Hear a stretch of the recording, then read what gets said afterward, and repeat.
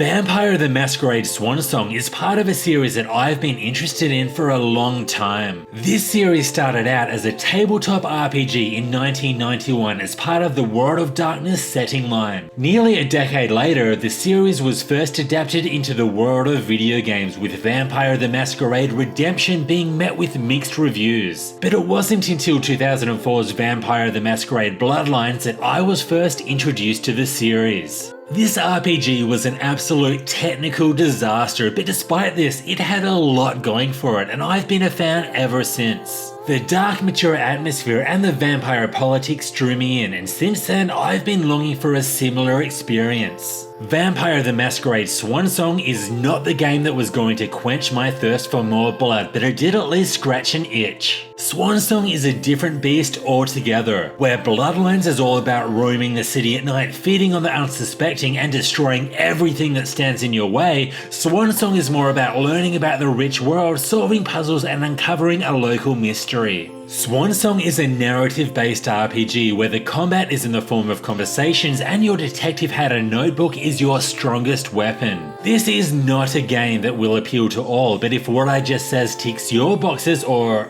makes your veins pulse, then look no further. Before we get into it, if you liked this review, it would help me out a lot if you'd suck on that like button and sub for more red blood cells. Too far? Yeah, probably. Alright, let's get into it. As the title suggests, the whole theme of the series is keeping up the masquerade. That is, there are strict guidelines in place to ensure vampires stay in the shadows and hide their existence from mankind. Swansong is set in Boston. The game begins just after a massacre at a party where loads of vampires were killed. The three main characters, Leisha, Caleb and MM, are then tasked by the Prince, who is basically the Boston vampire leader, to investigate this incident. Throughout the game, you'll be switching between each of the three main characters as they investigate different locations to hopefully find answers to the party massacre. There are some really great moments here with some great twists, turns and reveals, but one thing that I will say is that it is incredibly lore heavy. There is so much to learn about everything, including the many different vampire tribes, characters and basic terminology that is constantly thrown around. This can be very daunting, but fortunately there is an information section in the menus that document all of this lore. This information could use some work though. Character profiles, for instance, are massive. Some characters have pages and pages of backstories to read, which is nice for some, but I really wanted just a short, sweet summary somewhere just to give me the gist of it. Some terminology also has really cryptic descriptions. Just tell me in plain English what this means, please. And as you would expect from a narrative-based game, your actions will change future events, including the ending. A good example of this is locating a hacker during a mission. If you do find him, you'll be able to call on him later in the game for his hacking expertise. This will allow you to proceed through alternate paths. Overall, the visuals of Swansong are a bit hit and miss. While the characters' faces do look a bit odd, it is the animations that really hold the game back. The faces are stiff and character movements can look very robotic. At least the environments look good. There is a lot of detail here, which is important because when solving puzzles, you will be looking around at every little detail. The voice acting is also pretty good. The expressive voices all suit the mood of the moment, however, the lip syncing leaves a lot to be desired. Some NPCs don't even move their lips, and there was 2 instances where the conversation lines for the main character didn't even play. I'm sure this one was more of a bug and it should be patched if it hasn't already.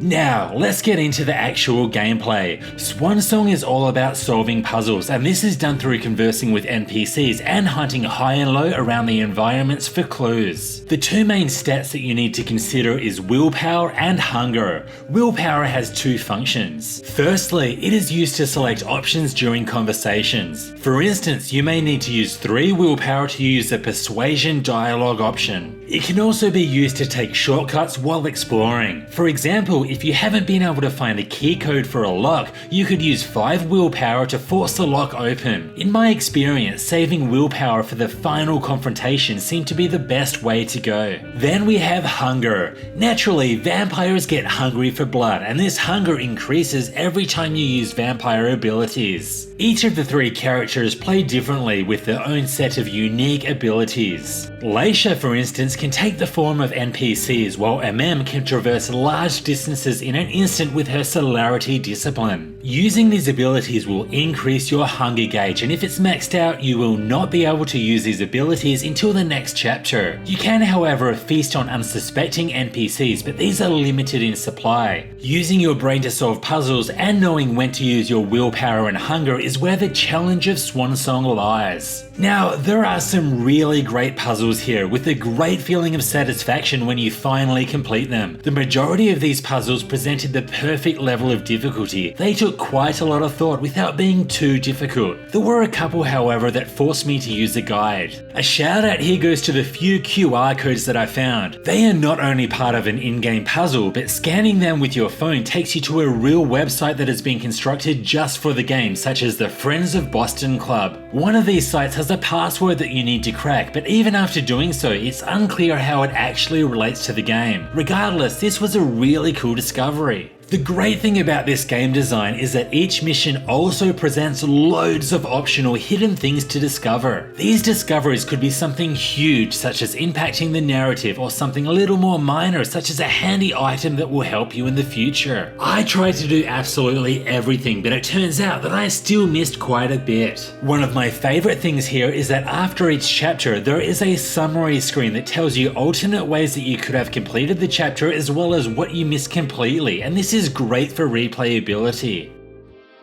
The RPG elements come into play through a character's traits, talents, skills, and disciplines. Traits are special upgrades that you can obtain if you complete certain unknown objectives during a mission. Talents are upgraded through your actions. Continually feeding on humans without killing them, for instance, will increase the hunger replenished when doing so. Then there's the character's dialogue and exploration skills and their unique vampire abilities. Both of these can be upgraded with the experience that you obtain through each chapter. All these upgrades work their way into both exploration gameplay and during conversations. In the field, you can use skills like lockpicking to bust open locks at the expense of willpower, but during conversations, things get a little more complicated. Certain dialogue options will be selectable only if you have enough points of a certain stat, such as persuasion or intimidation. In these cases, you will compare your stat value with an opponent's stat value, and if yours is higher, you will win that dialogue challenge. It is also possible to use additional willpower to increase your stat value above your opponent's. This is called focus, and is why it is so important to conserve your willpower for when it is really needed. While all of these stats and mechanics do provide many different ways to play the game, I did have an issue with this system. That is because you are very often locked out of options if you don't have enough of a certain stat. There was so many instances where I had a 0% chance of winning because an opponent's value was significantly higher than mine.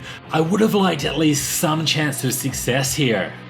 At the end of each chapter, you are faced with a confrontation, and these act like boss battles. Here, you will have to respond to your opponent and win the majority of dialogue choices. Now, you cannot win them all because, like I said before, your stats just cannot cover every required area, but you should be able to win the majority and progress if you've managed your willpower and hunger effectively. While winning these shouldn't pose too much of a problem, it is worth noting that save scumming is not an option, as there is no manual save option at all. If you want to retry something, you will have to restart the entire chapter. Personally, I like this as it places great importance on your choices. However, I know some of you out there would rather the option of experimenting with different choices and reloading a save to see alternative outcomes.